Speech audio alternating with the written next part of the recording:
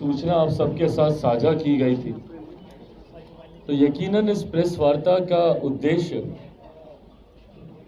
आर्थिक सर्वेक्षण जो बिहार सरकार के द्वारा जारी किया गया उसके ऊपर चर्चा करना, उस पर पार्टी की तरफ से अपनी बातों को रखना, जो यकीनन आपके समक्ष अभी भी हमारे द्वारा रखा जाएगा। पर कल से लेकर आज तक जिस तरीके से मुख्यमंत्री नीतीश कुमार जी के बयान से पूरा प्रदेश शर्मसार हुआ है और राष्ट्रीय ही नहीं अंतर्राष्ट्रीय स्तर पर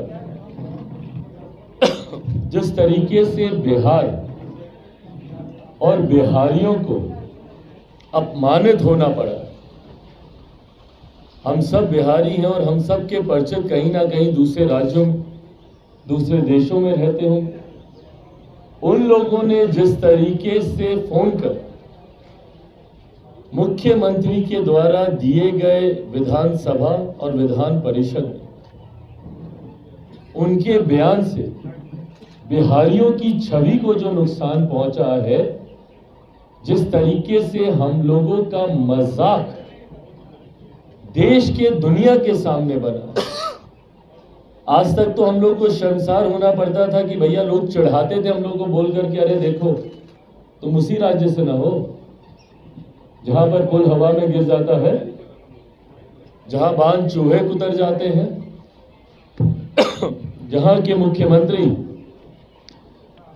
लैंडलॉक राज्य होने की वजह से बिहार में उद्योग लगाने से मना कर देते हैं और देश भर में बिहारियों को मजदूर बनाकर लेबर प्रोड्यूसिंग स्टेट के तौर पर बिहार का नाम कर दिया गया है।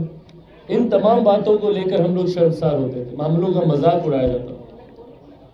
मेरे खुद के कई परिचित न्यूज चैनल पे जो मुख्यमंत्री अपनी ऐड देते हैं नली गली बनाने की, उसको लेकर मेरे खुद के कई परिचित आकर हम लोग का मजाक उड़ाते हैं। जब चैनल्स पे ऐड चलती है और दिखाया जाता है कि भैया शहर से आया हुआ लड़का खुश हो जाता है, क्यों? क्योंकि हमारे गांव में नली बन गई। तो लोग हमसे पूछते हैं कि भैया आज भी तुम्हारे राज्य में एक नली का और एक गली का बनना इतनी बड़ी उपलब्धि है कि उसके लिए तुम लोग ऐड निकाल रहे हो। कौन बात करेगा आईटी जॉब की, आईटी सेक्टर की? कौन बात करेगा हायर एजुकेशन की, एजुकेशनल इंफ्रास्ट्रक्चर की, या बेसिक इंफ्रास्ट्रक्चर डेवलपमेंट की?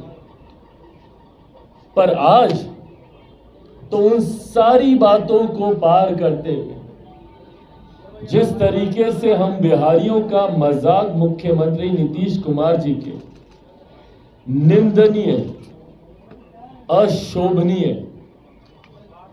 अश्लील बयान की वजह से जिस तरीके से आज हम लोग का मजाक उड़ाया जा रहा है, इसकी कल्पना कम से कम किसी बिहारी ने नहीं की। हम लोग का और हमारे प्रदेश का मुख्यमंत्री भाई, जो प्रदेश अपने संस्कारों के लिए जाना जाता है, हम उस प्रदेश से आते हैं जहां पर हम अपने पिता के सामने नजरें मिलाकर बात नहीं करते। हम लोग उस प्रदेश से आते हैं जहां दिन में 4 बार अपने माता पिता दादा दादी के घर से निकलते, घर घुसते वक्त हम लोग पांव छूते हैं।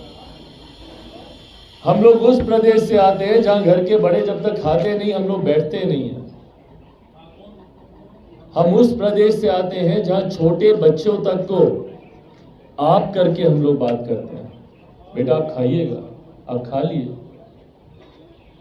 उस राज्य का मुख्यमंत्री इतनी अश्लील भाषा का इस्तेमाल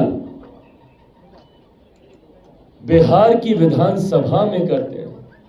और एक बार के लिए भैया हम मान लेते हैं, क्योंकि आज मुख्यमंत्री अपनी ही निंदा कर रहे हैं अपने बयान को लेकर, खुद बोल रहे हैं कि हमको शर्म आ रही है, माफी मांग रहे हैं, पर नहीं, ये कोई हल्के में दिया गया या जुबान फिसलने वाला ये बयान नहीं। अगर ये बयान होता तो पुनः इसको विधान परिषद में दोहराया नहीं जाता।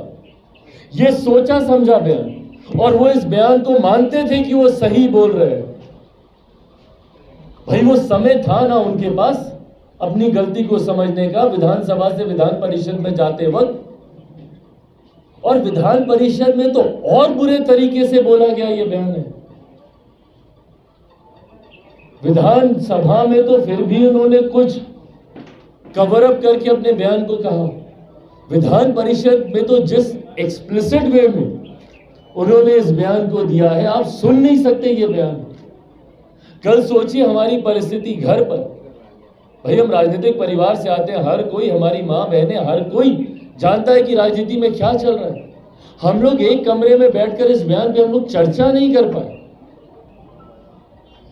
हम लोग बोल नहीं पाए एक दूसरे को कि भाई ये क्या बयान दिया है।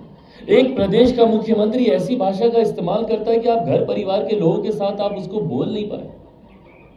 आज हम इतने असहज हैं, हमारे आसपास महिलाएं मौजूद हैं, और हम एक कैसे बयान पर हम लोग चर्चा कर रहे हैं। इतने न्यूनतम स्तर पर बिहार की राजनीति को मुख्यमंत्री नीतीश कुमार जी ने लाकर खड़ा कर दिया, और इससे बहुत बड़ी चिंता खड़ी होती है। देखिए, आज तक मैंने मेरे मुख्यमंत्री नीतीश कुमार जी के बारे में कभी कोई व्यक्तिगत टिप्पणी नहीं किया, पर आज एक बिहारी होने के नाते और एक ऐसा व्यक्ति होने के नाते जो संभवतः मेरे पिता की उम्र के हैं, बुजुर्ग हैं, उनको लेकर मेरी चिंताएं हैं। आज पहली बार मुझे लगता है कि संभवतः उनको लेकर जो आम बोलचाल में जो चर्चाएं चल रही हैं, जिनको अभी तक मैं र्यूमर्स मानता था, अफवाहें मानता था, पर क्या वो बातें सही में सत्य हैं? क्या सही में उनके स्वास्थ्य को लेकर, मानसिक शारीरिक मुझे नहीं पता, पर क्या चिंता होनी चाहिए? होनी चाहिए।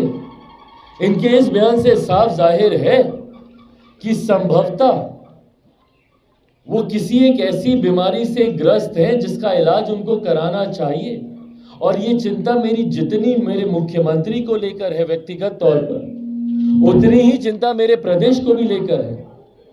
भाई, हम अपने प्रदेश को एक ऐसे व्यक्ति के हाथ में नहीं छोड़ सकते हैं जिनका मानसिक स्वास्थ्य ठीक नहीं है। गलत वे में ना लिया जाए, मैं किसी को चिढ़ाने के लिए, किसी को हीन भावना से, और आज की तारीख में भैया मानसिक स्वास्थ्य को लेकर चर्चाएं शुरू हुई हैं, और ये होनी चाहिए, ये छुपाने वाली बातें नहीं है। कितने बड़े बड़े एक्टर्स हैं जो खुलकर अपने मानसिक स्वास्थ्य की आज की तारीख में चर्चा कर रहे हैं, और ऐसे में अगर मेरे मुख्यमंत्री भी किसी ऐसी मानसिक बीमारी से ग्रस्त हैं, या संभवतः शारीरिक बीमारी से जिसका असर, जिसका दबाव उनके दिमाग पर जा रहा हो, उस पर चर्चा होनी चाहिए, और ये जिम्मेदारी उनकी पार्टी की बनती है। और एक बिहारी होने के नाते बिहारियों का अधिकार है इस बात को जानने का कि क्या गलत है हो रहा है हमारे मुख्यमंत्री के साथ, क्यों इस तरीके से रह रहकर उनके स्वास्थ्य को लेकर बाहर में अफवाहें सामने आ रही हैं। और अगर उसमें 1% की भी सच्चाई है तो सिर्फ राजनीतिक लाभ के लिए इन बातों को छुपाए जाना और एक व्यक्ति को बीमारी में और ढकेलते जाना कहीं से भी जायज नहीं है। उनके आसपास के उनके शुभचिंतक जितने भी हैं, मैं उनसे आग्रह करूंगा, भाई अगर जरूरत है तो इलाज कराएं। और आज की तारीख में मानसिक स्वास्थ्य कोई शर्म की बात नहीं है, कोई छुपाने की बात नहीं है, उस पर चर्चा होनी चाहिए, और जरूरत है तो मुख्यमंत्री का इलाज कराया जाए। और अगर उनके आसपास के लोग, अगर उनके पार्टी के लोग ऐसा नहीं करते, तो मैं केंद्र सरकार से मैं मांग करता हूं कि बिहार में राष्ट्रपति शासन लागू करे और मुख्यमंत्री को हर संभव मेडिकल सेवा जो उनको देने की जरूरत है उनको दी जाए। इस तरीके से एक व्यक्ति को आप बीमारी में और नहीं ढकेल सकते।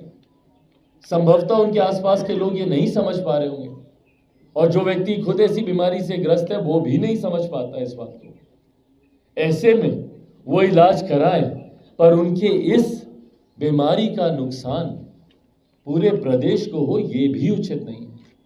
आज की तारीख में जब चर्चा हम लोगों को आर्थिक सर्वेक्षण पे करनी चाहिए, जब देश को इस बात की, हमारे प्रदेश को इस बात की चिंता करनी चाहिए कि मात्र 7% लोगों पर इस सर्वेक्षण के आधार पर बोझ है पूरे बिहार को चलाने का।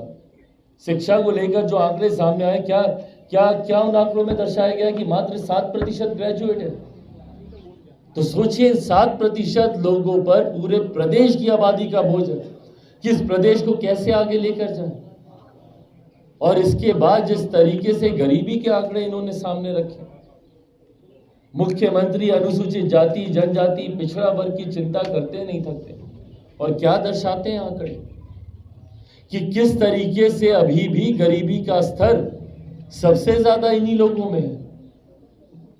आने वाले दिनों में अनुसूचित जाति जनजाति को लेकर एक बड़ा कार्यक्रम मुख्यमंत्री आयोजित कर रहे हैं ना, क्या बताएंगे उनको कि आप लोगों को गरीब रखने के लिए हम लोगों ने एक के बाद एक नीतियां बनाई और उसमें हम सफल हुए। इसीलिए आज हम गर्व से कह सकते हैं कि एक बड़ी आबादी अनुसूचित जाति जनजाति की गरीबी रेखा में। क्या बताएंगे पिछड़ा वर्ग के लोगों को कि भाई हमने सिर्फ कुछ जातियों को लाभ देने के लिए पिछले 33 साल से ऐसी नीतियां बनाई कि सिर्फ कुछ जाति आप में से निकलकर आगे बढ़ जाए और जो शोषित हैं वो वहीं के वहीं रहे। आज भी वंचित वर्ग वही है जहां आजादी के वक्त था, जो आजादी के वक्त थी।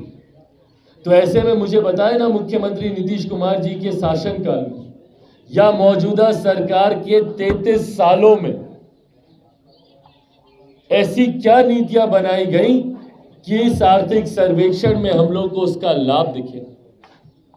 और अगर ये आंकड़े सही हैं, पहली बात तो भैया मैं नहीं मानता, हालात इससे भी बहुत ज्यादा बदतर है, इससे भी बहुत बुरे हालात है हमारे प्रदेश के। पर अगर इन आंकड़ों को सही भी माना जाए, मैं इसलिए इसको नहीं मानता क्योंकि मैं जातीय जनगणना को ही नहीं मानता हूं, मैं मानता हूं कि वो गलत है। और ऐसे में मैं ये भी मानता हूं कि टेबल वर्क है, ये टेबल वर्क से ज्यादा कुछ नहीं है ये आर्थिक सर्वेक्षण। पर अगर इनको एक बार के लिए सही भी मान लिया जाए तो इसका जवाबदेह कौन है भैया? क्या ये सरकार नहीं है जो 33 सालों से सत्ता में है?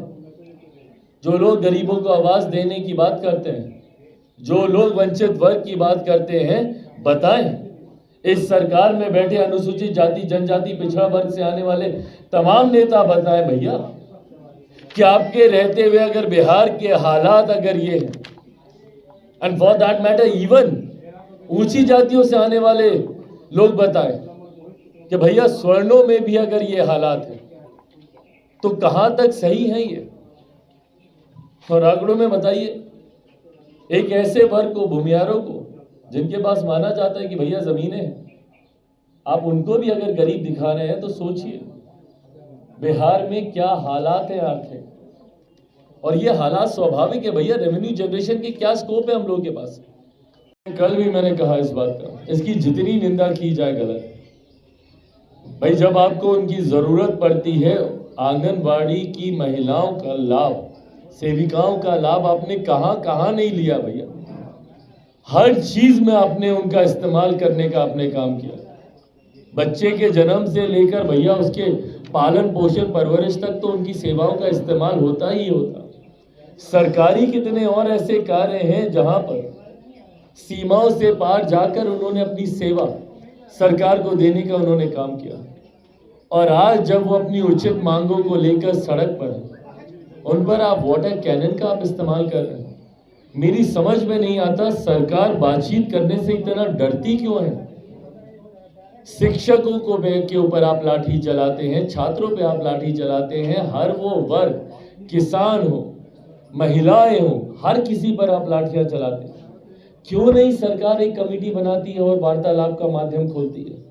आप चर्चा कीजिए ना, सरकार भी भाई समक्ष रखे अपनी मजबूरियों को, पर वो तभी होगा ना जब आप चर्चा करेंगे। इस तरीके से लाठियां चलाना महिलाओं पे, भाई ये किस मुंह से जाएंगे अपने गांव और किस मुंह से जाकर राज्य सरकार की योजनाओं का जिक्र ये वहां पर करेंगी कि भाई हम राज्य सरकार की इस योजना के माध्यम से आपको ये लाभ दिलाने आए। क्या गांव के लोग इनको बोलेंगे नहीं कि भैया जब आप अपनी चीजों के लिए जाती हैं तो सरकार आप पर लाठी, आप पर पानी बरसाती है, आपकी मांगों को नहीं सुनती, और आज आप उन्हीं की योजना लेकर आई हैं हम लोगों के पास। इस तरीके से सरकार के एक महत्वपूर्ण अंग पर, अपने ही अंग पर लाठी चलाना, ये भी मानसिक दिवालियेपन की एक निशानी है।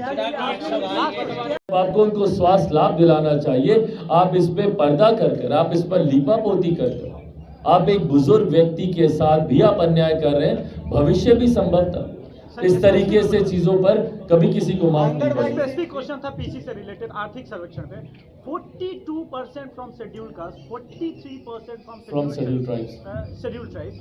This is huge. आप उसको कवर अप करने के लिए आपने क्या अपने और नियम बनाए, क्या आपने और नीतियां बताई, कैसे रेवेन्यू जनरेशन होगा, उसके लिए क्या नए आपने प्रावधान बनाए कि भैया जो लॉस सरकार को हो रहा है उस लॉस को इस माध्यम से पूरा किया जाएगा।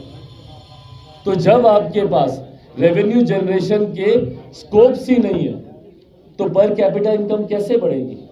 और जब पर कैपिटा इनकम आपकी नहीं बढ़ती है तो आंकड़े दर्शाते हैं 6,000 रुपए एक बड़ी आबादी को दर्शाते हैं कि वो बड़ी आबादी कितना 94 लाख या कितना है ना, हाँ ये रहा 94 लाख है, जो कि महज 6,000 रुपए आज की तारीख में 6,000 रुपए में गुजारा क्या होता है भैया?